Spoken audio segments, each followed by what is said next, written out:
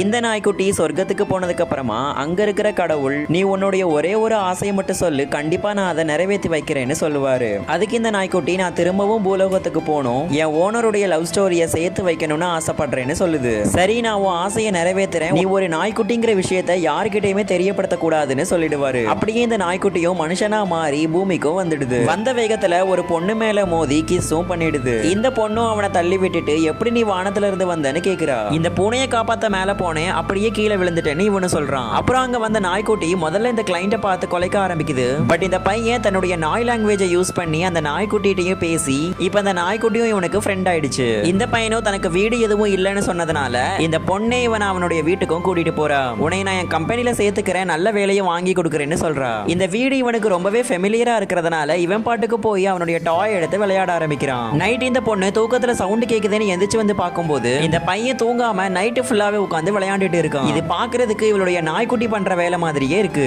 இப்படி இவன் நைட்டு ஃபுல்லா விளையாண்டுட்டு இருக்கிறதுனால பக்கத்து வீட்டுக்காரங்க எல்லாம் வந்து கம்ப்ளைண்ட் பண்ணவும் ஆரம்பிக்கிறாங்க. இந்த பையனும் அவங்கள பயங்காட்டி அங்கிருந்து அனுப்பிச்சு விட்டுறான். இந்த பொண்ணு அந்த ரெண்டு நெய்பர்ஸையும் ஃபாலோ பண்ணி பின்னாடியே போய் கொஞ்சம் வருஷத்துக்கு முன்னாடி இவங்களுடைய அழகான நாய்க்குட்டியை இவங்க தான் கடத்தி கொன்னுட்ட விஷயத்தையும் கண்டுபிடிக்கிறா.